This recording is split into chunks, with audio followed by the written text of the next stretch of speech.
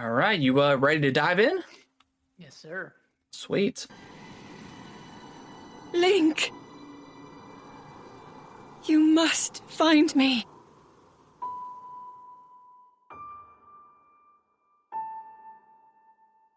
Welcome back to a very special episode of Gaming with the Bros cast. We are talking everything Tears of the Kingdom. So if you have not played this game to completion, at least through the story, I mean, you can, if you haven't done some side quests and stuff like that, there's not much to spoil there. But yeah, if you haven't beaten the game, pause the show, go fight the good fight, and come back and let us know. Give us a listen. But yeah, we're gonna do a deep dive, our final discussion for Tears of the Kingdom. I don't think we've done any other game, like 4 or 5 episodes worth of one game. I think Elden Ring was 3, right? Yeah, it was 3 or 4. Yeah. Then we did a boss ranking. We did do a boss ranking episode. That was fun. But yeah, let's dive into it and talk about everything we liked and maybe some stuff we didn't like about the game. Yeah, now that we've had some time to reflect. All right, Nick, you wanna start it off? Yeah, so I figured it'd be good to kind of start from the beginning in the Great Sky Islands and kind of compare it to the Great Plateau a little bit. So Yeah.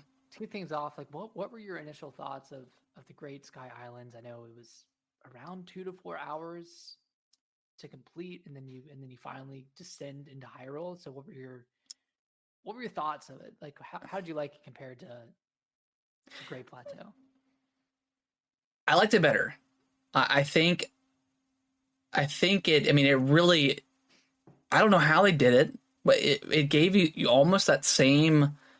You know, in Breath of the Wild, you get up, you walk out of the cave, and you're just like, oh my gosh, this game is beautiful, and then you just go, and it's not quite the same. You know, you start out with Zelda, in the caves below Hyrule Castle, and yeah, it just we talked about it before, but just that whole vibe, and then but once you get to the Great Plateau, you I know it's really quick to get you diving off a cliff, and it's that whole scene was just amazing, diving into the water and.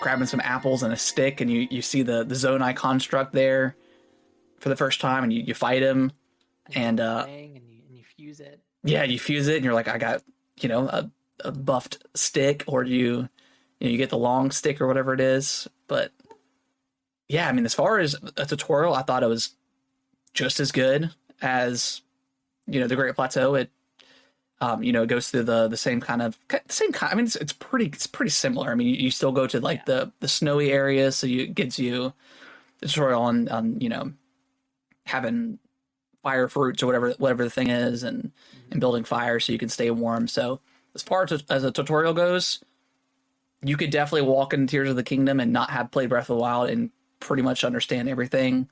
Yeah. That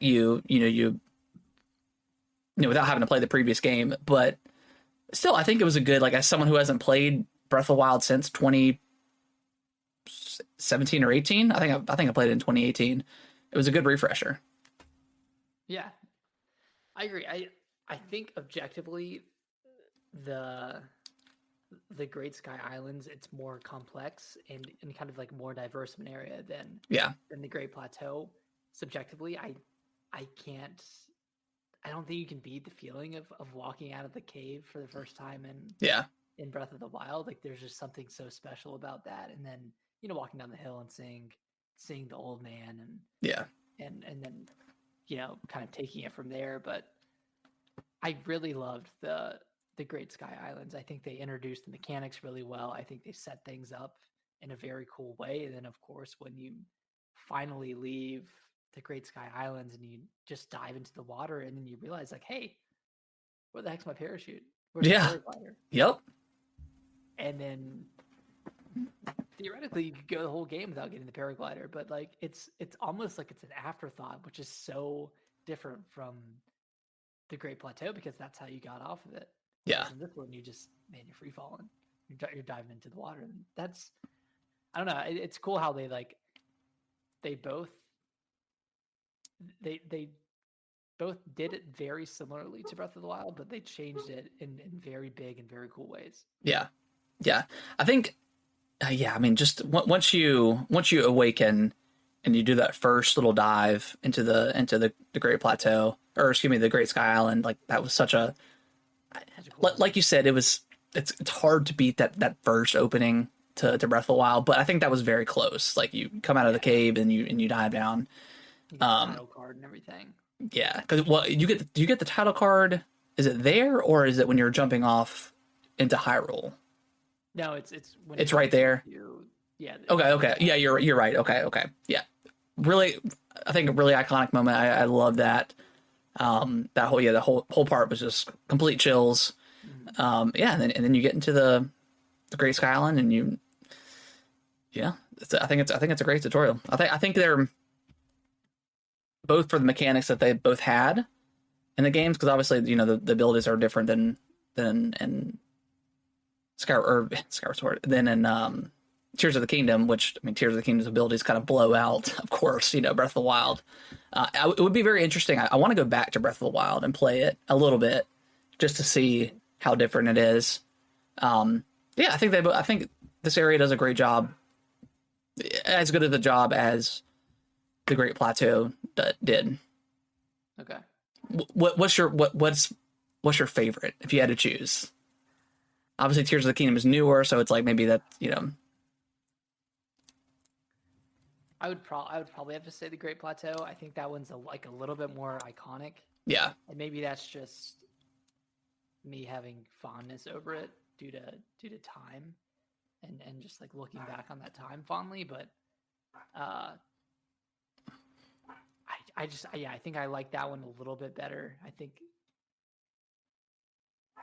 the tutorialization there was more like a little bit more seamless than the Great Sky Islands, but Yeah. I think they both did a phenomenal job of introducing you to the game's mechanics. And like, of course, like Great Sky Island is going to be much more complex because you're fusing and you're using Ultra Hand and you're doing all this stuff, which is way more awesome than anything you could do in Breath of the Wild.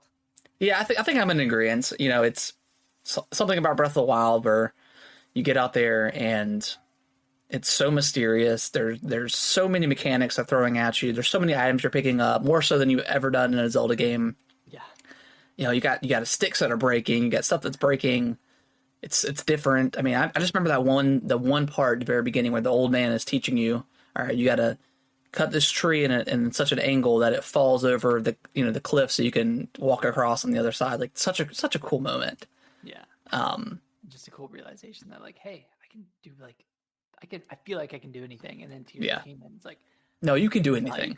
You can actually do anything here. But yeah, I think, I mean, and the length was pretty much the same, right? Like 2 to 4 hours.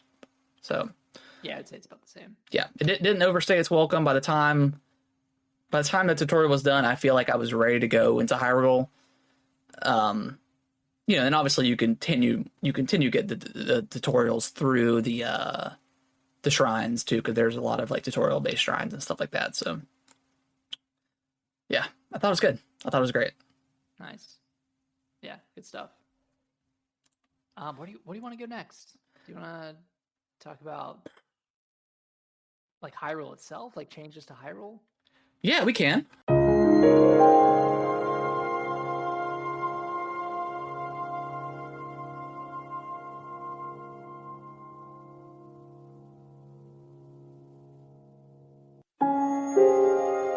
I'll be honest.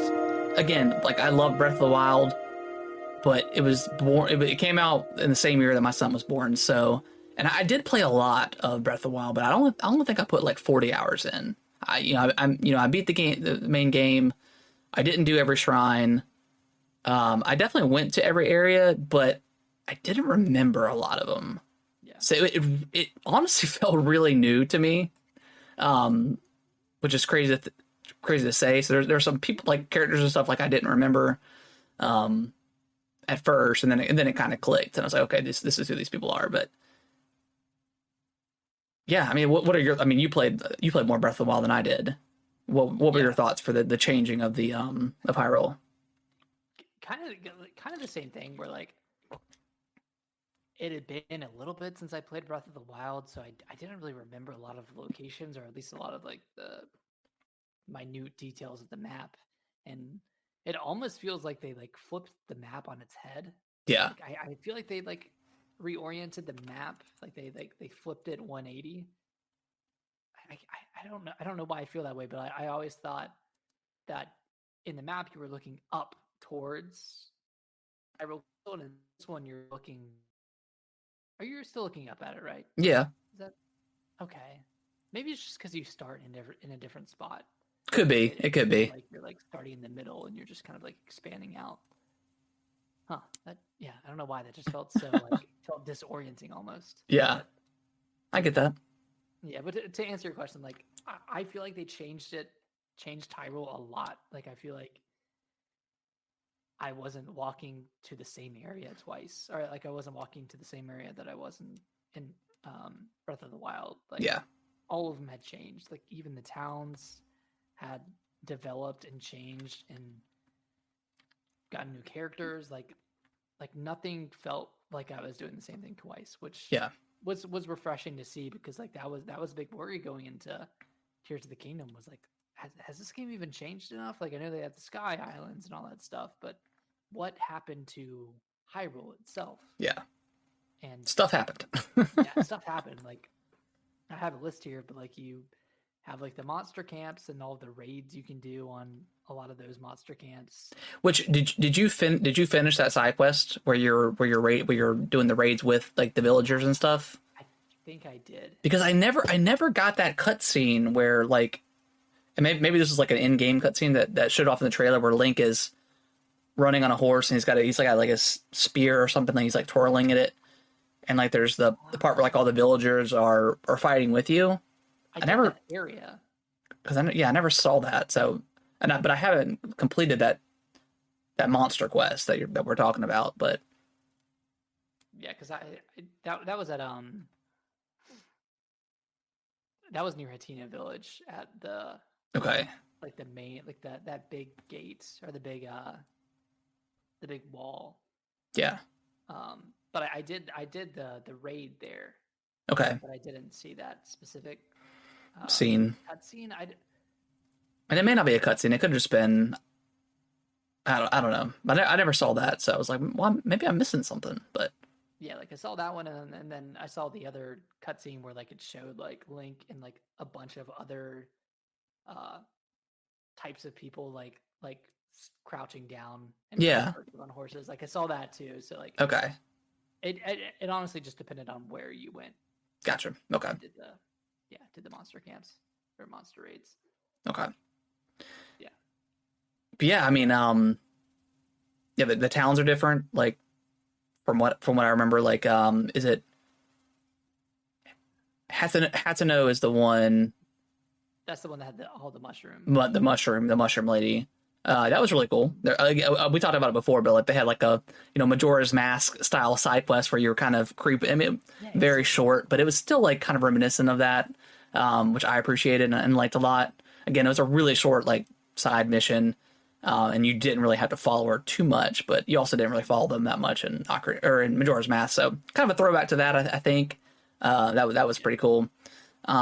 yeah, I loved that whole, you know, the whole political aspect of that town where it's like, all right, well, we kind of want the base rate, so like we love our vegetables or whatever, but but no, but she came in and she is a fashionista and changes everything, and they come together and realize, oh yeah, well if we put everything together, we could have a really cool town.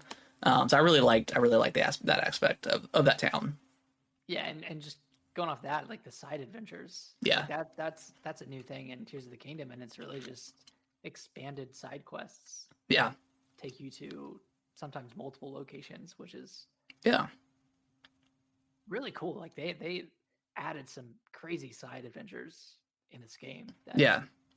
Yeah, I feel like every village had like its own shares of issues that were going on.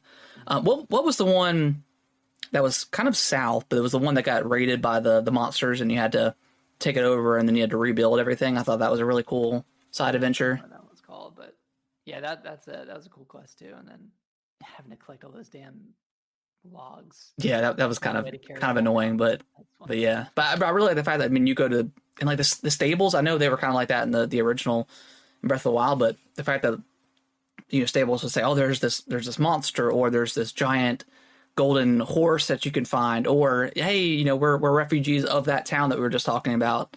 I hope everything works out, and then then you go there and you come back and they're like, oh, thanks for saving the town, blah blah blah. But yeah, it feels like the world is lived in. Like people say different things all the time, even if it's the same character. They'll kind of react to what's going on in the world and stuff like that. So it feels really lived in, more so than the sequencing is really good. Yeah, like it just feels like you do something in the southeast region, and then you go up to the northeast, and they're like, hey, did you hear about this? What happened down there? And it's just really like, I know it's all part of the coding, but it makes it feel really seamless and really cool when you come across that, when it's a completely different region and they're talking about or there's this rumored wild beast in this area, but it actually turns out to be the what was it, the Dons or something like that. Yeah, and there's like a whole quest around that, like trying to figure out what was up with that. So yeah, it's all so interconnected. Yeah. You hear about one thing that takes you, like you said, all the way across the map. And then the what's the newspaper place called? The Gazelle Gazette or Gazelle, something like that. Yeah. Like that whole side adventure was very long, but it was so cool. Wait, did you finish it or did you? I finished it. You finished it, okay. Yeah. Because you end up getting like the whole froggy suit costume or armor or whatever you want to call it. But yeah, that was awesome. Yeah, there's so many awesome side adventures in this game. Yeah, there's so many, and then like the smaller side quests and things like Hudson signs, all the Koroks. I feel like the Koroks are a little bit better this time around. I know you weren't too fond of the Korok delivery. Yeah, I liked it, and that's one thing that maybe I don't know if I was disappointed in myself or what, but I didn't get into building, just trying to build like really crazy contraptions like I thought I would, but also after realizing that it uses a lot of Zonite, if you don't have the stuff around you, it can really eat into that, and that's kind of a grind to get that stuff back. So that's probably why I didn't do that as much. But yeah, I did quite a few Korok delivering the Korok, whatever. But after that, I got a lot of space after a while, and I was like, I don't really want to do 1,000 of these, or I know it's technically less because the delivery ones are 2, but yeah, I just kind of got over it at some point. Yeah, I got there at a certain point. It was pretty late in the game, but I think I got to it quicker than you did. Yeah, you did.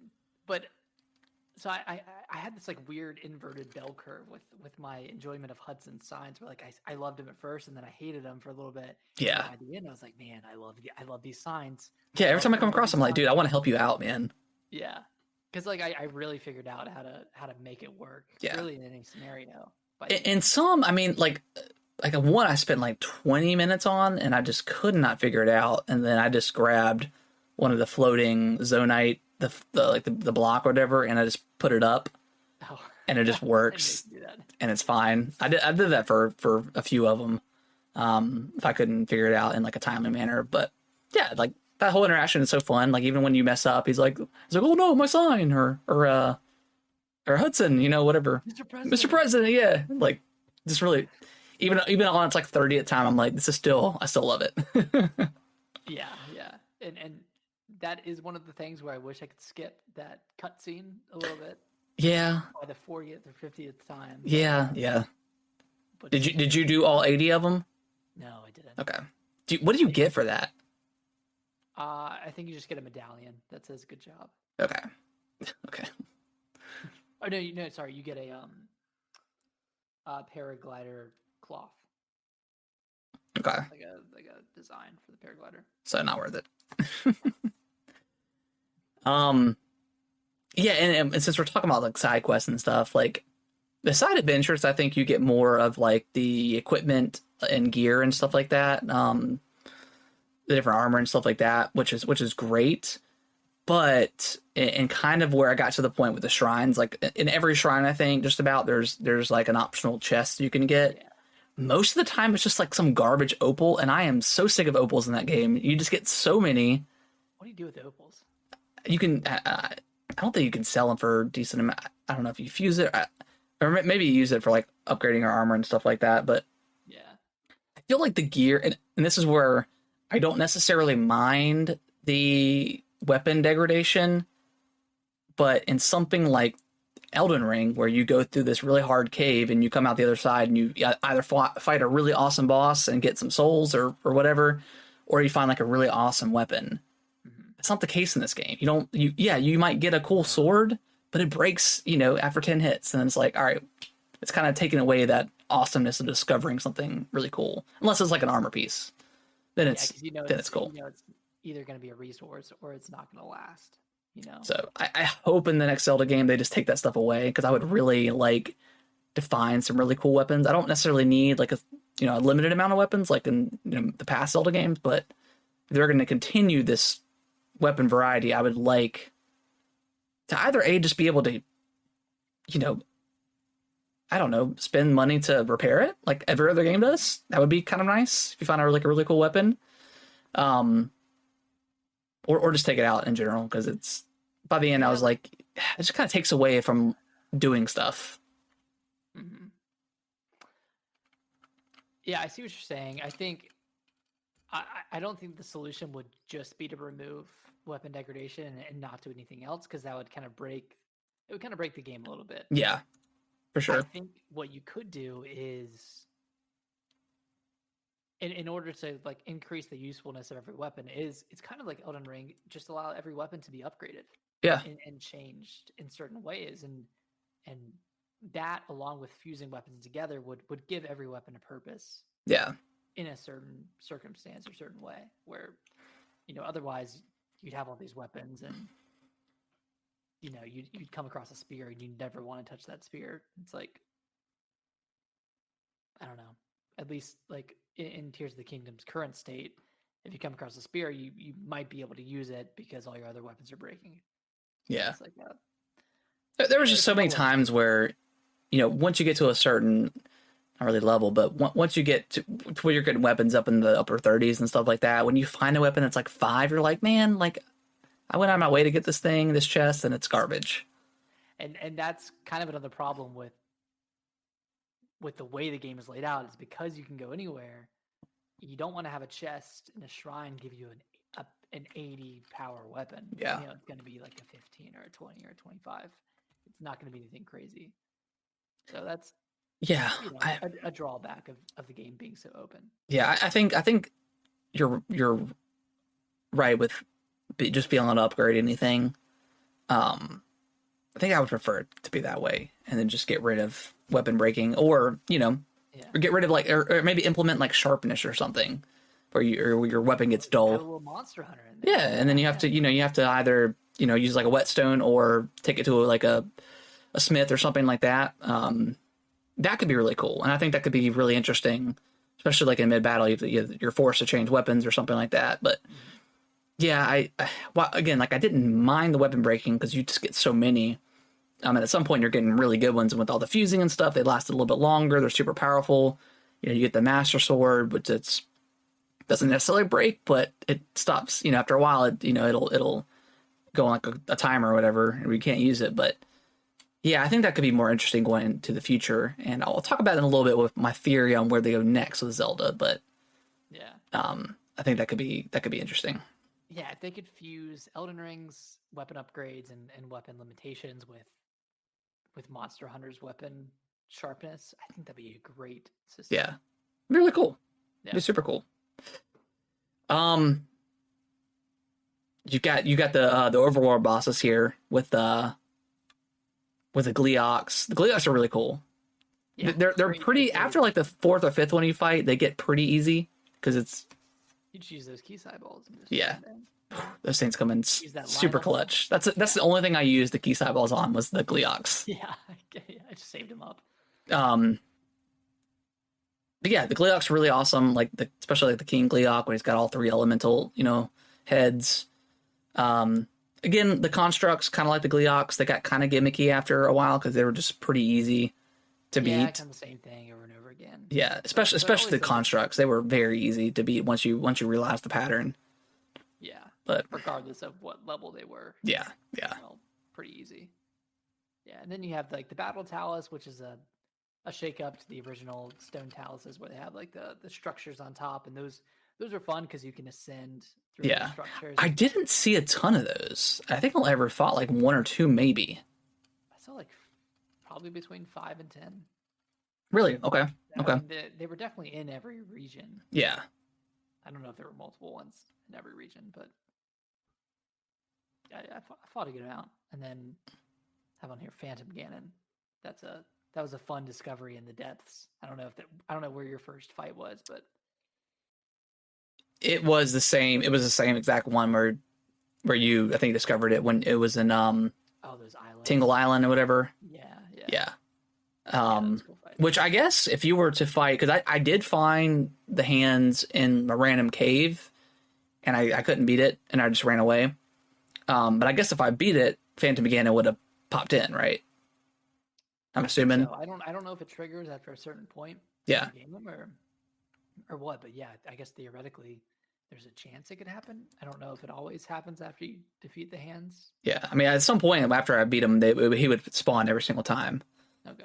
Which was cool because you get his cool sword, the gloom sword, and gloom, I think, or demon bow, yeah, which is super powerful. I think that was like the most powerful bow I found in the game outside of like the Lionel bows. But that's only because you could shoot 3 arrows at once. But I think that one was like 50 damage, base damage or something like that. Yeah, I can't remember what the most powerful bow was. I know I found a ×5 bow. Okay. It might have been a Lionel bow, but that one was pretty sick. Okay. Before we dive into any other kind of areas, how did you feel about the combat itself? I mean, I thought it was super similar to Breath of the Wild. I think it could have been more diverse. Yeah. I think Link needs like 1 or 2 more moves to really round out the combat, because like a lot of it is you just doing your three swipe, and then Link stands still. Yeah. Or whatever, you do your 4 swipe or whatever, and then you do it again, shoot arrows. So it's not like super diverse, but then I'm thinking about Elden Ring, and like that combat isn't that intricate either, but you get a roll. Link doesn't roll, right? He just does like a backflip or a side jump. The roll really does change a lot, and you have the heavy and light. Actually, Elden Ring's combat's It's pretty intricate. Yeah. Yeah, I think a roll would be a nice mechanic. Surprised they didn't have that. Yeah. How did you feel? Because after a while, like especially the bow and arrow stuff, where you're constantly going through the menu to switch to a different item to fuse your arrow with. I kind of wish, and I kind of get why they did it, but I kind of wish you could maybe, if you were to, once you freeze time and you go into the item menu, if you like held down X or something to like say, okay, I want to use this indefinitely until it's gone, you know, or until I go back into the menu and then it resets. That would have been kind of nice, because it is really annoying to have to, especially when you're fighting a Gleeok, having to go into that menu every single time, go back out, fire the thing, and then go back in. It's pretty tedious. Yeah. Eventually, I got pretty quick with it, especially in the Gleeok fights, because like you're just it saves where you're at, so Yeah. you go to the same spot. Yeah, you release it, go back in the menu, release it, go back in the menu. Yeah, it's like almost instantaneous. But I wish there was an option to like set an attachment for like 10 uses or something. I don't know. It might overcomplicate things and Yeah. might lead to more confusion and like, oh my god, I accidentally used all my bomb arrows. I didn't need Yeah. to. But I don't know. That's the problem with Tears of the Kingdom, is like there's too many mechanics for its own good. Every button does 17 things. Yeah. Like this is not a first game that someone should play. You know? No, absolutely not. And honestly, it's one of the, it's when, if they, I may pick up the game again just to do some more side adventures and quests that I didn't do, which I think I've done all the side adventures for the most part. I don't know. If I go back into it even now, like I'll probably have to kind of relearn some stuff just because it's pretty complicated. And I think that's my problem with Breath of the Wild. When that DLC came out, I forgot how to play the game. I just was like, got frustrated, and I was like, you know what, I'm okay. Yeah, I definitely understand that. That's why I jumped into Breath of the Wild like 3 hours before Tears of the Kingdom launched, Just to get be yeah. somewhat familiar with the game again. Yeah, understandable. Yeah, I mean, other than that, I enjoyed the combat. I mean, I what I did not like is I didn't love the companions you get when you're actually using them in combat. Like Tulin's the GOAT. That's great. Like flying, being and getting an extra little boost, that's great. And I always kept him out because he'll headshot enemies like crazy, and it really does help. Yeah. But every other companion you get, while I do think some of their abilities are cool, when they're all just around you and smothering you, you can't pick really to do. Like, there's so many times where I'll use Sidon's ability, which is really the most useless ability in the game. It's so dumb. Like, you either get a one hit buffer and that's it, and then after you swing, you lose that shield, the water shield. So it's like it's really pointless. It only comes in handy in the Muck to Rock fight. That's it. Yeah, and then half the time you're playing tag, trying to chase down whichever whichever champion. Champion, yeah. Yeah, because I would use Sage. The name? Huh? Do you remember the Goron's name? Yunobo. Yunobo, yeah, I would use his a lot in the cave. His was nice, because you could bust down like walls and stuff, like the rocks. Yeah. And then if you forget to turn him off, having him on like the vehicles was like just super annoying and got in the way. Oh my god. Yeah, because it automatically shows up when you get on the vehicle. Yeah, and then the last one you get, I'm forgetting that one's name as well. The robot. The robot. Yeah, that was a really cool mission, and then after that, it was kind of lame, to be honest. Yeah, it was kind of gimmicky. Because you have to like throw out parts, pick it up, and then they break. I thought, when you first got it, I thought it could do more stuff, but it kind of can't. But like for that mission though, it was really cool. It was like, this is the greatest game ever. Yeah. For that mission, I was like, oh my god, this game is incredible. Like, can I attach stuff to this robot? No, you can't. But it's still really cool. Yeah. In the moment. Yeah. So Sages, I think they could have done more with it, or just like honestly just left them out. I think. Yeah, having that isolation also could have been good. Yeah, and to be fair, you can turn them off so they're not really there. Yeah. And I kind of wish like you can get the Sage Stone to upgrade them, but it only makes them more powerful. powerful. I thought it would maybe boost their ability. I thought that could be really cool. Like Sidon, like, oh, you get 3 shields now. Like that could be really cool. They didn't do that, which is fine.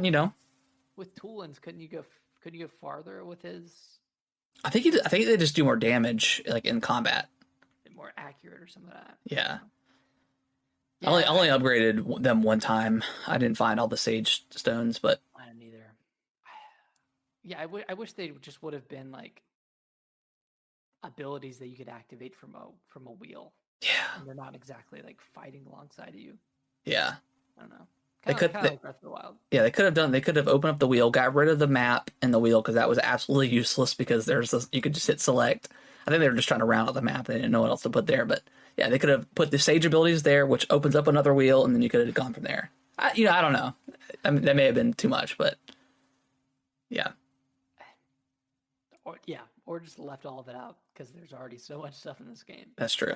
That's true. Although Tulin was amazing. He's the goat. Yeah, having that extra little boost was incredible. Yeah. Do you want to talk about the Sky Islands in general? Yeah. Okay.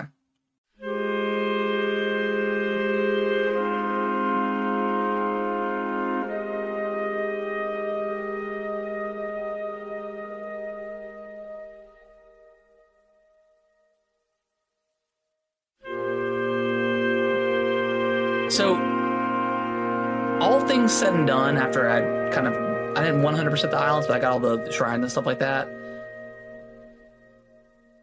I don't know. I was kind of let down by them. Yeah, because they really set up expectations with the Great Sky Islands, and then you never see something that big until you get to like the Thunderhead Island. That was really cool. That was an awesome moment. Yeah, so I wish there was more of that, but it was a lot of like the archipelago. Yeah. things. Just like the very basic stuff that's like maybe 3 or 4 islands connected or close together. Yeah, and like one thing I did love is traversing between those islands and Yeah. using the glider and like taking off and flying and doing all that stuff. Like that was like one of my favorite parts of the game was building something and then flying and seeing how far I can get. But the actual the contents of the Sky Islands were a bit of a letdown. It was pretty light. It was basically just an area to go re-up on the gacha machines and get more Zonai parts or whatever. I mean, like the sphere, like puzzles were pretty cool. I think there was like 4 or 5 of them. Those were all neat. They were all pretty different. I mean, all the Sky Islands leading up to the wind and water temple were really cool. Yeah, Especially when like floating mechanics kind of come into play. Like that was added some interesting like those mechanics to it. those were like really really high points of the game. Was getting up to the water temple. I love that. Getting up to the wind temple was really cool. Yeah.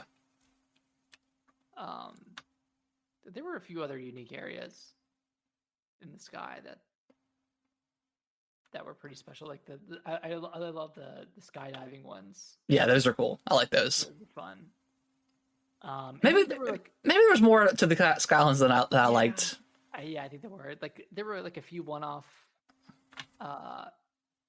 like big islands where you got the Zonite armor. Yeah, yep. So there were like 2 or 3 of those like bigger islands. I don't know. Yeah, maybe I'm dogging on it a little bit. I think my biggest issue with Sky Islands is the fact that there was no connection to Skyloft. I thought for sure that with them, introducing Skyward Sword, saying, "Hey, this is the prequel to this is the first game on the timeline. It takes place in the sky for the most, well, not for the most part, but it starts out in the sky. Here comes Tears of the Kingdom. You're going to the sky." I feel like everyone just expected it to have some sort of tie-in with Skyloft, and we didn't get anything. Maybe Which is DLC. And maybe let's jump ahead a little bit because we'll talk about the overall story. But I really feel like this game is a timeline reset. Breath of the Wild and Tears of the Kingdom are a timeline reset. Yeah, they didn't really care about the rest of the timeline. And like That's fine. Yeah. But yeah, the timeline has never really mattered, like, in any Zelda game. You know, like Skyward Sword had a really unique, really cool story and premise. And Yeah. I feel like they set it up so well, and they just didn't. They were too afraid to connect to another game. Yeah, because I mean, it starts off like Hyrule was not established, so that can lead into, Rauru coming in and doing his thing, but also in Ocarina of Time, the light, I think is the light stage. I can't remember which stage he is, but his name is Rauru, and he's like a human-esque figure, a human. So I don't know, with that, like it kind of. Yeah, I really do feel like it's a reset, which, again, it's fine. Like, I'm not mad about that. I just wanted it to somehow tie into Skyloft, because that's what I expected. At some point, you got so high up that you would start to see the Sky Wings, or the Loft Wings. Like, that would have been really cool. Yeah. A really cool moment, but it didn't happen. Maybe it will in the DLC. Who knows? It's always the DLC. Cool. Like, you go even higher and you reach this new area. Yeah. It's like a changed Skyloft. I think that'd be awesome, man. That'd be really cool. Like, if they did some DLC with that, all right, cool, really, really cool. But I really wanted to. Not that Skyward Sword is my favorite Zelda game ever. It's not. But it has one of the best stories. It does. It really does. It's got a great story and a great kind of beginning of. And even like when Link is transporting the broken Master Sword to Zelda in the past, she talks to the sword. So yeah. What's the sword? Fi's spirit is in the sword. So it's like it's there. They just never like kind of expand on it. Interpret. Yeah. So maybe there'll be some hopes in the DLC. Who knows? I don't know. That could be really cool. Yeah. Talked about the sky. I mean, Nick, the biggest surprise though, the depths. The depths, man. Hyrule Part 2. The depths was probably my favorite part of the game.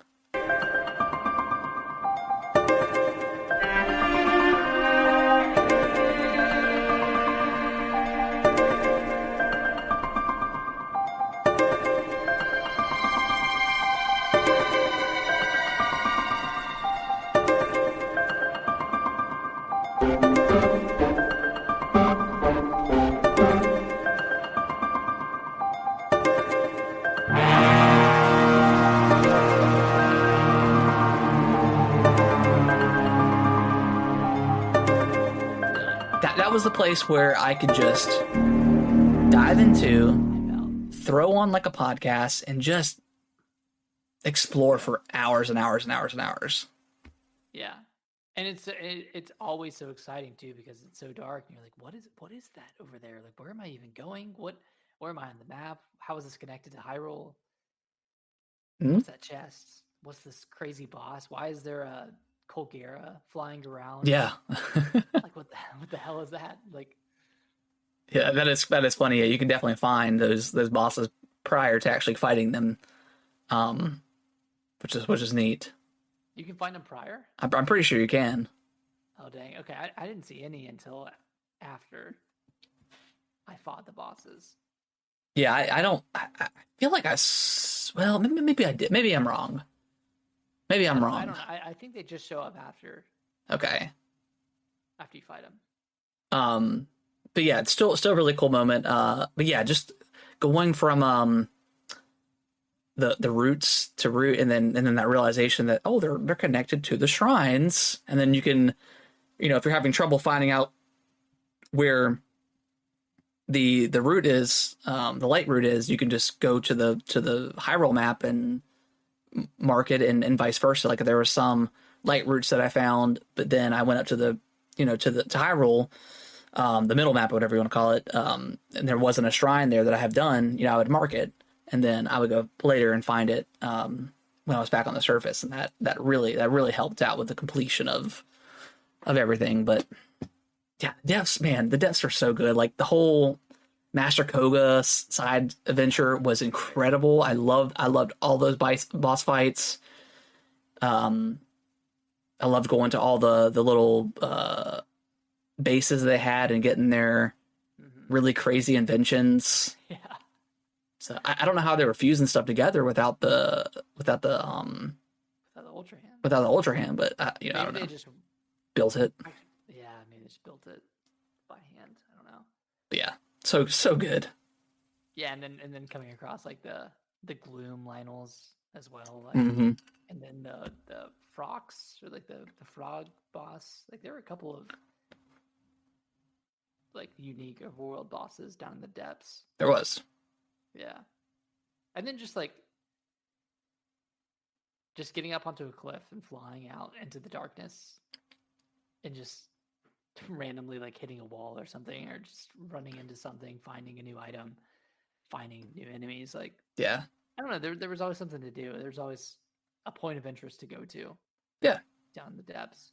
And then everything was like the opposite of each other. Like the mountains were, They were like big ravines, and rivers were mountains and stuff like that. Like you really had to like go back and forth between each map to kind of, all right, because at some point you're in the complete darkness and you're climbing and you eventually hit the ceiling. And you're like, well, what the heck can I get around this? And then you look at the map and you're like, no, you can't. So you're gonna have to go another direction. So yeah, that realization made it a lot easier to traverse. Yeah. Because I would do the same thing where I'd be on a wall and be like, how high does this wall go? Or I'd have a hot air balloon and I'm going up and it hits the ceiling and I'm like, I still can't see over to the top of this mountain, and then I realize that it's a river.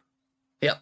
In Hyrule. I'm like, Yeah, just everything on Hyrule correlates down into the depths and vice versa. Like everything is the opposite of each other, and there's I think all the bosses are underneath like villages, I think, or something like that. I can't quite remember the correlation between those, but or I think maybe the mines are underneath the villages. yeah, I think so. The bosses are underneath something. Yeah, I can't remember what they correlate from, but yeah, They might be underneath overworld bosses. They might be, yeah. I don't know. I think the Lionels are the same way, aren't they? Like there's a Lionel up on the like same spot. Yeah, there's the Gloom Lionels down the bottom in the depths. Yeah, I think maybe. Yeah, I mean, and then you just got all the best gear was down there too. Yeah, all that amiibo gear. Yeah, all the amiibo gear was down there.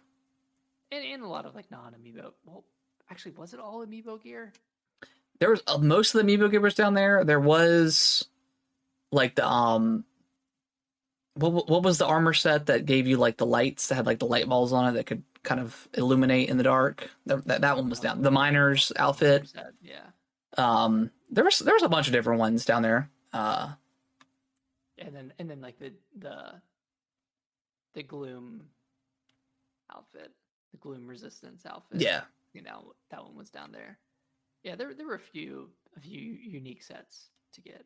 Yeah, I think there was like 3 or 4 Colosseums down there. Oh, yeah, there was. I mean, labyrinths as well. Yeah, the labyrinths. Yeah, yeah, I thought that was cool. Like a labyrinth was on the depths, surface, and in the sky.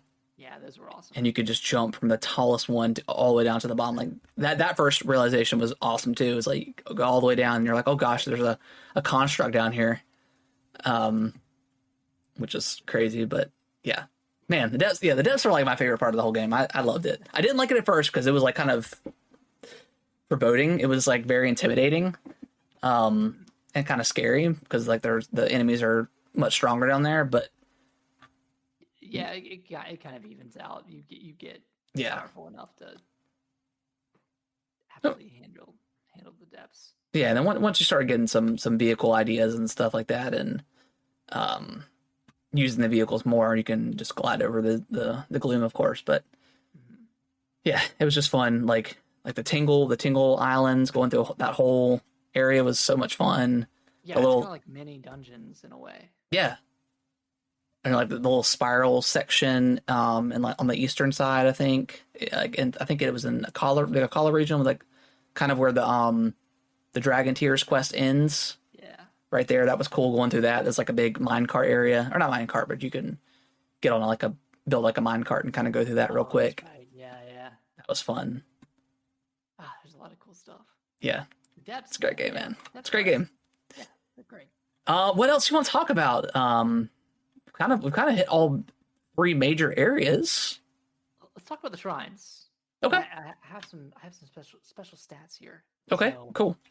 we've got 152 shrines total. 32 of them are in the sky. 120 are in Hyrule.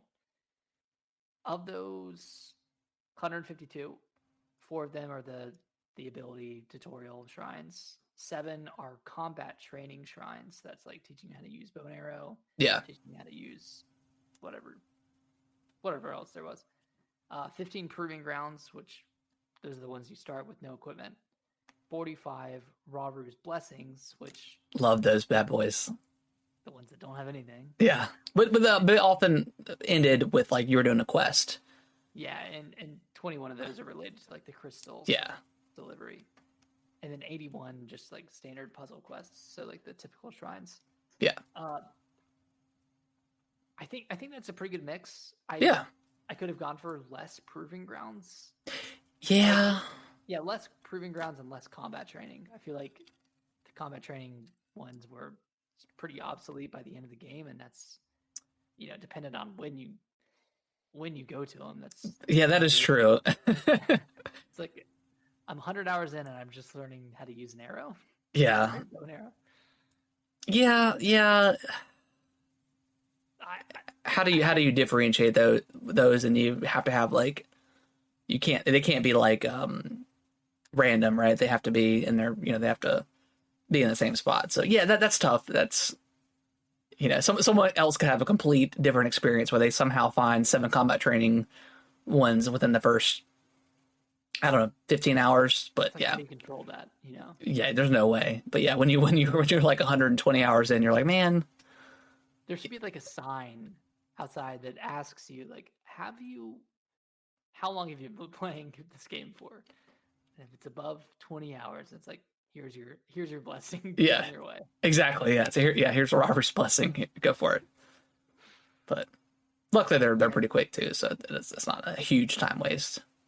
Yeah, and then yeah, the proving grounds, the no equipment ones, they were all pretty good. They're all pretty fun.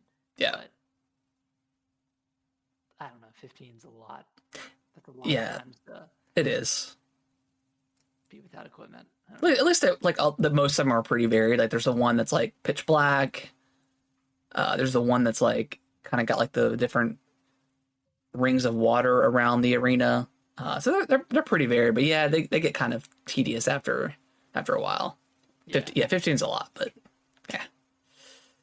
Yeah, and then not trying to be like too negative, but like the ones where they're in the cave and the puzzle is kind of like getting to the cave. Yeah.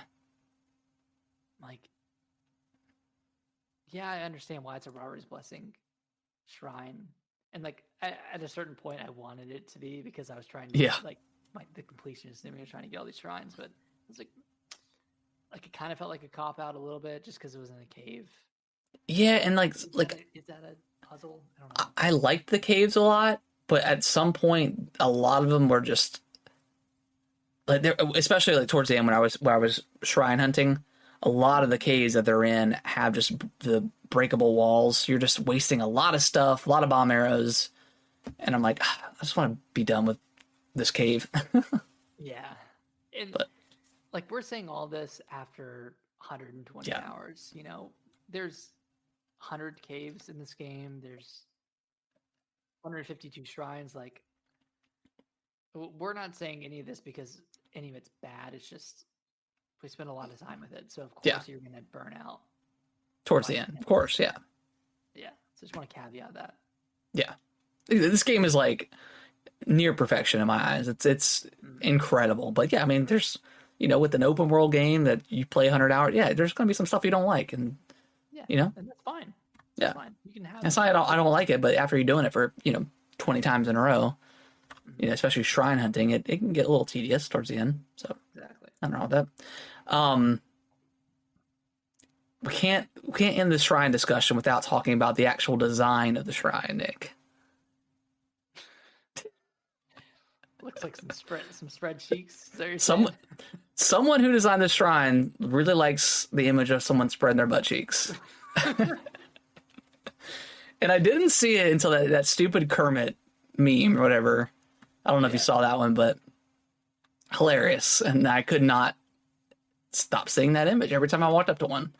It looks like it looks like someone's spreading their cheeks and Link's just entering right at the butthole.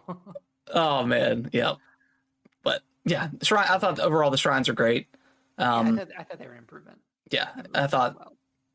I mean, some were like completely hidden that I had some genuine trouble finding that weren't necessarily in caves. Some were like just in random spots.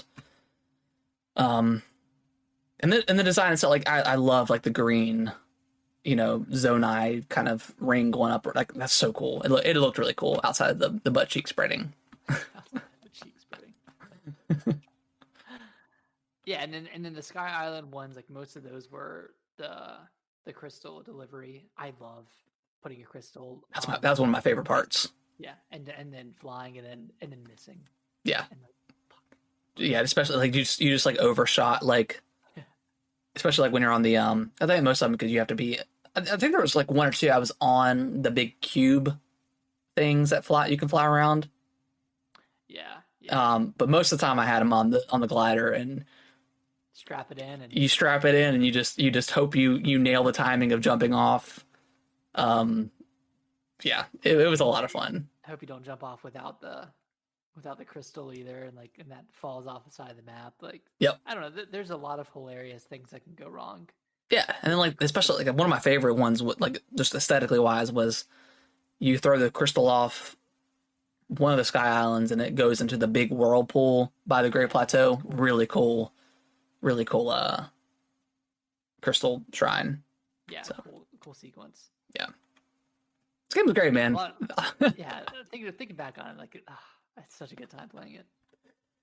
You want to talk about the temples? Yeah. Let's go through the temples. Okay. I think overall, before we'll dive into each one, but like overall, I think definitely not a dungeon. I think a lot of people were thinking maybe this was going to be a traditional Zelda dungeon, and we talked about it before. Like, you can't do a traditional Zelda dungeon in these games because of the ascendability. It ruins everything as far as trying to do a dungeon like that. But that being said, way better than the oh my gosh, the beasts, the something beasts. Yeah, ancient beast. Breath of the four from Breath of the Wild. What were they called? Not mechs, like ancient. I can't remember what they're called. Divine beasts. Divine beasts. Okay. Yeah, way better than those. Yeah. Big improvement over those, but you're right. They can't do a traditional dungeon with all the abilities that you have because you can just break it. I mean, they tried to do something like kind of intricate with the fire temple. Yeah. And everyone broke it. Everyone just climbed out of it, or they used another device to get around outside of the mine carts. So I don't know. It's hard. I mean, well, we don't have to necessarily dive through each one specifically, but was there a favorite of yours out of the five? I think I liked the water. The water was one cool. The best. Just the build up to it was really good. Yeah. I liked that entire quest, and then the area right before the water temple where you're jumping around in lower gravity. Yeah, and then that boss was, I don't know if I like that boss a ton. You fight it so many times in the depths. Yeah. It gets annoying in the depths for sure. Yeah. But it was pretty easy. Like the first time you fight it was pretty easy with Sidon's with his ability. So yeah. I would say that's my second to least favorite. My least favorite is the Queen Gibdo. Like the boss. I didn't like that boss. Yeah, that one's too like it moves too much. I don't like ones that you have to like use an extreme cooldown Yeah. to do damage. And that's Yeah, because I mean, you could do some lightning damage outside of her ability, but it was still kind of annoying. And then once you actually got it on, you dropped its armor, it would like run around super fast. So it was like you could only get a couple of hits in if you're lucky, if you're fast enough. it's too fast for the game. Yeah, I feel like that boss was just prolonged because it was just kind of quick. I did like the marbled Goma though, and from the fire, it was very cool to see. Goma's always fun to see in Zelda games. I don't know. I'm kind of like hit or miss on that dungeon or on the temple itself. Like I like the minecart thing, but I think it was kind of confusing to get around. I don't know if you had the same issues. Yeah, I got stuck on one of the areas, and it was a really simple solution, but I Yeah. couldn't figure it out. I really tried to use the minecarts at the beginning because I wanted to do it like traditionally. At some point, you just gotta cheese it, use Ascend or something. Cheese it a little bit. Some of it was just like it was too vague to figure out how to make Yeah. it work, so you had to make your own solution. Which is, that's kind of these games in a nutshell. And you kind of can do. I saw one person, he like went to the very bottom of this where this one of the locks were, Yeah, and like he was like kind of hovering on like the base of it, like right above the lava. He just like ascended up, and I was like, yeah, I didn't even think about doing that. But yeah, I thought all the temples were pretty good. I like the lightning one. The lightning was kind of like it started off as like a challenge room kind of thing because there was like it's cool. bunch of fighting because you fight Queen Gibdo first, and then you get into it, and then it's a series of rooms of fighting a bunch of enemies and stuff, and then you get to like the puzzle aspect of it, and I thought that was pretty cool. Yeah, the kind of the light puzzle there. Yeah. was pretty well done. Yeah, Yeah, all the temples were pretty different. yeah, they were very different, and then like the spirit one was like kind of the least temple one because it's just The boxing match. yeah. Well, yeah, that was kind of weird. That boss fight, it was still cool, but the lead up to it where you're collecting all the pieces of the construct, and then actually using the construct and getting to the actual spirit temple was really cool. That was really cool. Yeah, I think the weakest was definitely the wind temple. That one felt kind of most like a basic, like that one felt more like a divine beast than. Was that your first one, or was your second one? That was my second. Your second, okay. So the wind was my first. I thought the lead up to it was really cool, but yeah, once you get up there, it was very boring. Yeah, the lead up was great, but then you're just on the ship, and like ships aren't that exciting of a setting for like temples, No. unfortunately. So Yeah, at least the way this one was built. mhm. But yeah, overall, I really liked pretty much all the temples. I thought fighting those bosses at least once were all fun in its own right. Now, once you get to the depths and fight them over and over again, it's kind of tedious, especially the Malturok guy. But yeah, I enjoyed them. I thought they're way better than the Divine Beast. Definitely an improvement. Yeah. Yeah, still not a dungeon. No. Or a traditional. Traditional, yeah. Yeah, but good in their own right. Which, I mean, what I guess if they really wanted to do dungeons in this game, they could have just done like the shrines, really, and strip you down of You can't use your abilities. your weapons, and they strip you of your powers. That's the only way I could think they could do it. But that's fine. And that might take you out of the game a little bit too much. It might, yeah. Yeah. But yeah, overall, I thought they were pretty strong. I think we've kind of hit. I mean, I'm sure there's a couple things we probably didn't touch on. I mean, obviously, like when diving into the depths, hearing the horn every time is always awesome. Yeah. Yeah, each area is pretty distinct. Whether it's the snow area, the sandy area, all pretty. And then that's how it was in Breath of the Wild. So not too much difference there. Before we talk about like kind of the overall story and how we like that, let's dive into like the ending, diving in, going into Hyrule Castle, and down. Yeah, that was pretty sweet where you dive in, you face a lot of like high tier enemies like the Yeah. Lionels and the monkey guys that climb in the ceiling. And then Did you run past those for the most part? the first time, like when I went through the first time, about 50 hours in, I fought them all. Yeah. Well, I didn't know where I was going. I thought I was just going to like another little spot. And then I got to The cutscene. the cutscene. I was like, shit.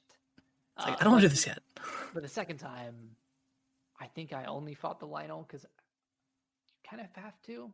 No, you don't have to. Okay, never mind. Well, I fought the Lionel. Once you get past I think it's the likes, and you see the line down there. If you cut to the left, you can make it to the platform and go up. You don't have to fight the Lionel if you don't want to. Okay. Damn. Yeah, I fought him again. And then I ran through the rest. Yeah. Because it is like, it's pretty long to get there. If you're fighting everything, it's probably really long. Like, if you're dodging everything and just running from it, it's a really short sequence. But 5 minutes. yeah, 5 minutes or less. But yeah, that whole build up after you realize, all right, this is where Gandorf is. You get back down there and you get right back to where the game started, and then you dive down and you get kind of a gimmicky boss fight, I guess. I don't know. It was kind of cool, right? Not the boss fight, but the kind of battle you have with your people. Yeah, I thought that was cool. It felt like Hyrule Warriors a little bit. It did a little bit, yeah. I don't know, just a bunch of enemies coming at you. You can use all of your arsenal. You can use all your bomb arrows and your Lionel bows. Like, I thought it was cool. Like, it was a great showcase of what you can do. It's like, hey, I made it this far. I have all this stuff now. What were your thoughts after you beat like the 4 or 5 waves of enemies? What were your thoughts when all the bosses showed up? I was like, please do not make me fight the bosses, for the love of God. And then luckily, all the stages take over. And I think if you didn't go through the dungeons, they don't show up. They don't show up at all. Well, I didn't. So when I first went down there, I only had 2 of the stages, so they showed up. So I don't. But I did, as soon as I landed and the cutscene happened, I quit and left. I was like, I don't want to be here yet, because I didn't realize where I was going. I should have, but I didn't. So I quit and left. So I didn't actually complete that sequence. So yeah, maybe if you probably don't have to, but maybe if you hadn't fought him, you have to fight him then. But that would be kind of interesting. Yeah, I'm sure. I don't know. I'll have to look that up. Yeah. Yeah. But it is kind of weird too. I don't know if like the gloom resistance is just so strong, because leading up to that point, you don't get to use your sage abilities at when you get so far. And then, then the actual people just show up at that point and help you fight. So it's weird that they kind of cut you off, but maybe you're just, the gloom is so, because that's where it's coming from. Maybe the gloom is just so powerful that you can't use them anymore. That's the reasoning behind that. But yeah, thought it was a cool sequence. And then how'd you feel about the fight with Gandorf itself? How disappointing. This world should be shrouded in darkness, not bathed in insufferable light. All these weak, peace-loving cowards running rampant. It would have been more satisfying to overcome a worthy foe.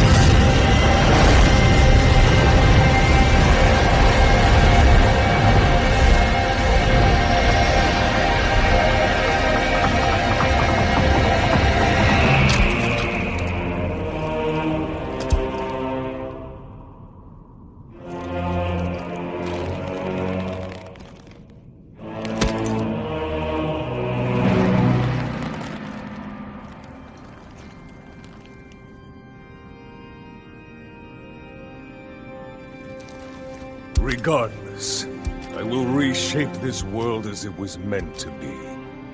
I will crush any opposition. I will rule. That is what a king must do.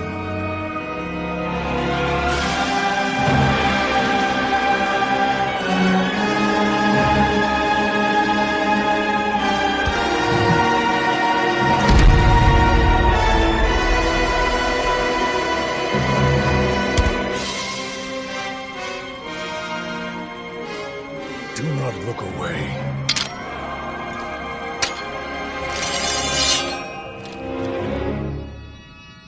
You witness a king's revival. And the birth of his new world. I thought it was awesome. The first Yeah. phase was really cool, and then you beat him, and then his health bar kind of like doesn't it like go beyond his Super, like, Yeah. all the way. I was like, oh my god, Ganondorf. It's crazy. And then at that point, is it like aren't you having to deflect his attacks or something? Like you can only attack him in a certain window. Yeah, if you try to hit him, he will like jump and do the slow-mo fury on you if you're not careful. But yeah, I think at that point you really have to deflect. I think if you get him in the corner, you can do some damage, but I think you really have to deflect in that point. Yeah, that was like a pretty difficult fight. Like not It too was. bad. You just had to come prepared Yeah, for sure. with that one, with all the gloom. Yeah, and it gives you a second after you do the big wave of enemies to like prepare your meals and stuff. So that's what I did after that. Yeah. Oh, that's the one where you're hitting back Yeah, the spheres at him, kind of reminiscent of hitting back Ganondorf the fight. spheres. Yeah, isn't that right? Like you. I don't think so. He does like the ability where like he shoots the gloom at you, but it's on the ground. I don't know if you can reflect that or not. Maybe you can, but it wasn't like a sphere. I don't remember. Or don't you hit it back to like you hit it back to him and it breaks his stance, and then you can go over. Maybe. I'm remembering it. How did you damage him? Is this the first phase? Second phase. Second phase. Maybe you can deflect because from what I remember, he does like a sword swipe, and the gloom like is on the ground and it like charges at you. So maybe you can deflect that. That'd be interesting. It's like the gloom waves at you, and you. I thought you hit him back to him. Maybe I didn't do that. Maybe you can though. I mean, if you're remembering something like that, then it had to be there. I don't remember that. Maybe I just didn't do it. I just got hit or dodged it or something. I don't know. Yeah. But yeah, I thought that whole fight was really fun. Before we get into the final bit, I wish Ganondorf was more. I know we got the cutscenes with him, but I wish he was in the game more. Yeah. Like I really wanted to hear more of Matt Mercer. I know, because he did such a good job. And then it's kind of weird too, because like, do we ever get like a timeline of after Link gets teleported to the Sky Islands? Like, is it pretty quick, like a day or so? I think it's a few days. Because it's weird that Ganondorf is just chilling there the entire time, not doing anything. Yeah. So The timeline of it's kind of weird. I wish we just got more. Like, yeah, I don't know. I don't need it to be necessarily like a Zant situation from Skyward Sword, where you fight him like 5 times in the game. Because I guess that makes it just him more menacing when you finally get down there. So I get it, but like also, I just wanted more. I just wanted more of Matt Mercer hearing his Ganondorf voice because it was so good. But yeah, But he was really good at the end. yeah. That whole part was just so. It was so good. But the final fight was pretty epic. So he eats the secret stone. Secret stone. The secret stone. He eats the secret stone. Secret stone. Becomes the demon dragon, and you fight him with Zelda's dragon. Yeah. And it's really like it's not a challenging thing. It's just such a spectacle. Yeah. It's just 2 dragons in the sky. The game it's so similar to Breath of the Wild in terms of just the layout. Because I mean, even in Breath of the Wild, you fight, the Ganon, when he's in his big giant form, Kind of the same thing, not a hard boss fight. I think that one actually takes a little bit more skill because you're having to aim the bow at a certain weak points. But yeah, this one was really awesome. Just two dragons colliding, and you gotta dive down and defeat his weak points, and then just stabbing him in the skull. Yeah, that was sick. And then having just Zelda's dragon just come and sweep you up and you're falling was so cool. Yeah, so well designed. Yeah. Too. Yeah, it was great. Everything about that fight was beautiful. I took so many screenshots. I've never screenshotted and saved more videos in my life during that moment. It was so cool. But yeah, and then as far as like the overall story, how did you like this one compared to, all the other Zelda games? I think this is the best story. I think so too. Yeah. Of all of them too. I don't know if I love the way it was laid out with the dragon tears. I wish it would have been done differently, like more sequential or something like that. But could have been in order. That would have been. Yeah, like regardless of where you find it, it still shows the scenes in order. Yeah. That way, it makes a bit more sense. Yeah, I would have liked that too. I would have liked that more as well because you could totally get to the point where you see like Ganondorf show up and kill Sonya, and you're like, what?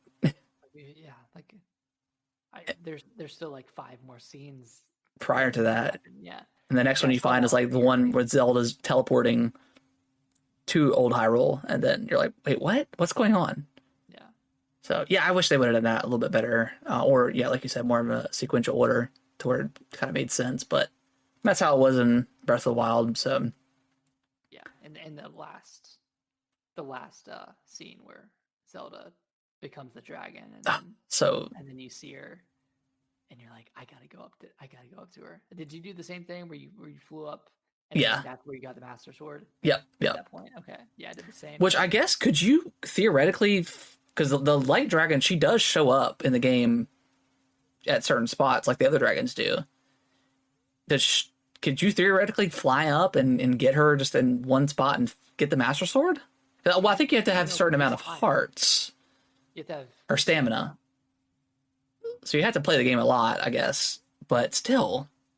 Yeah, and she's typically higher up in the air than you can get to. Okay. Yeah, and then there's like a separate quest from the Spirit Temple if you haven't done it by that point. Yeah. So yeah, there's a couple ways to do it. Yeah. Yeah, because I got that point. It was like, find the Master Sword after the Spirit Temple, and you're like, hey, you got the Master Sword. Yeah, some of that funny. It's like same thing with like I think Pyrrha, when you're like, all right, you got to find where Ganondorf is. Oh, you know where Ganondorf is. You found him already.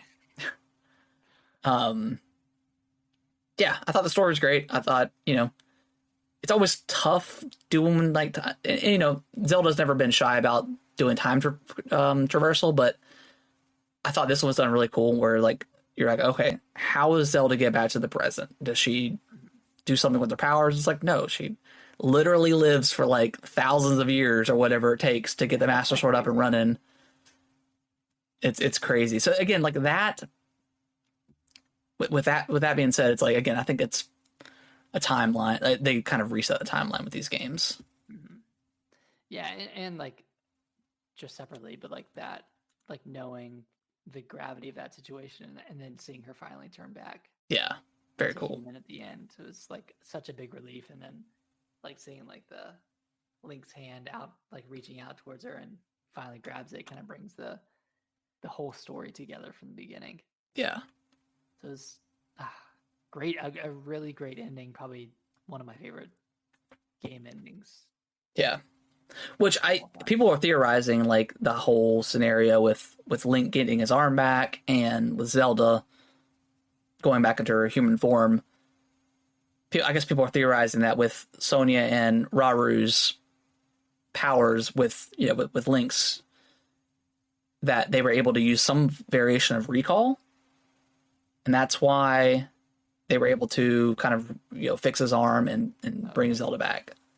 That's kind of what makes sense. It's the only thing that really makes sense to me.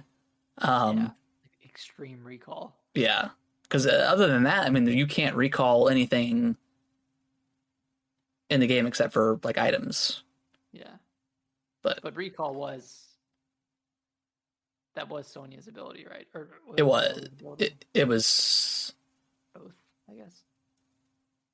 I think it was it was Sonia's. Because Sonya uses it at some point during one of those cutscenes. Yeah. But it's Raru's secret stone that she gets because it falls off his hand.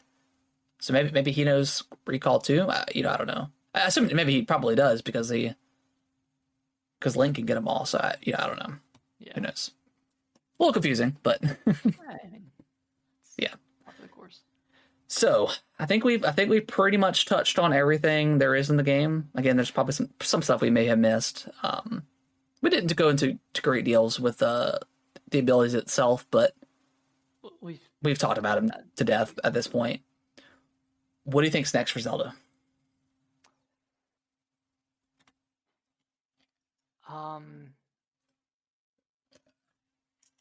I think this is the end for this Link, but I think they do a similar. I don't know. I would guess they would go a little bit smaller scale with the next one, Okay. but still have it be like relatively open worlds, Okay. just to get another game out quicker. But I don't know. Yeah. What do you think? I feel like you've been thinking about it. I think we're gonna get one more game in the trilogy. It'll be a trilogy. We'll still get the same Link, same Zelda, but they leave Hyrule. And go where? I don't know. They go to another land. That'd be cool. And yeah, and that way they could maybe play around with, because obviously at the end of the game Link does not have those abilities anymore. So they can just completely reshift what abilities he gets. Obviously completely new land, so they can make something up. We can go to Termina for all I know, who knows? That's another place. Yeah, somewhere else, Link and Zelda, Zelda's been pretty much trapped, in the dragon form for thousands of years, so she's itching to get out and explore, and they've kind of explored all of Hyrule at that point. So go out to some other land, they set sail. I don't know. that could be good. I think if they got out of Hyrule, that'd be awesome. Yeah. I really like the Link and Zelda we have now. Like I think they're good characters. And yeah, I think with them getting out of Hyrule, they could really shake up the gameplay. They could maybe do like we said earlier with the whole weapon thing, and they can completely shift that up with the sharpness, or kind of doing some Monster Hunter kind of gameplay with that. Whether or not you can actually go back to Hyrule at some point in the game, and that would be kind of crazy. And maybe that's only power, only on something even beyond the Switch 2. Who knows how much that could handle. But yeah, if they're going to do a third game, I think they can't do it again on the same Hyrule. No, you can't do the same thing 3 times. Yeah, they've got to go out, leave, and I think that'd be really cool. Yeah, because I do like these characters, and I'm almost not ready for them to go yet. Yeah, I don't know. You could set sail with like Pura and Link and Zelda, and I don't know, somebody else side on because they're bros, and yeah, set sail, and you could build camps or something. I don't know. Yeah, it'd be cool. Be really interesting. But also the DLC. Skyward, freaking Skyloft, man! Come on, it's gotta be. Because I mean, we'll wrap it up on this one. But if they don't do Skyloft as a DLC, what do you think they do? Unless we go back into the past and play as, yeah, maybe. But that'd be weird not to play as Link. I don't know. It'd be cool to play as Zelda. It would be cool. That would be cool. Yeah, maybe playing as Zelda in the past, but on a smaller scale. Like, obviously not in all of Hyrule, but I don't know. It'll probably just be another temple. Probably. I don't know, man. Yeah, I mean, there was a bunch of there was like moon theories about the game, like the moon was back or something like that, and Yeah. but I think to me the Skyloft DLC makes the most sense, but Just going further up. it's going further up. But I mean, also, but yeah, there's not like a cloud barrier necessarily either, so it's like I don't know. Unless like it's hidden and it reveals itself for some Yeah, reason. maybe that could be cool. I don't know. Guess we'll see. We'll see. Maybe it's a September direct. We'll see something. All right. Well, that is going to wrap up our final full on Zelda discussion. Hopefully everybody enjoyed it. Hopefully you're playing it while we're talking about it right now. Oh yeah. And yeah, Nick, any final thoughts? One of the best games of all time. It really is. I think Starfield, I think, is the only thing that can come close with maybe taking it in the Game of the Year awards. I think Spider-Man 2 has a chance. You think so? In that trailer. Okay. I think it'll be like a relatively safe sequel. Yeah. With a really good story. But it has a shot. I think it'll be on It'd probably be like Zelda, Spider-Man, Starfield, maybe Resident Evil 4. Yeah. But we're getting ahead of things. But anyways, hope you guys enjoyed our Zelda talk. We will see you in the next episode.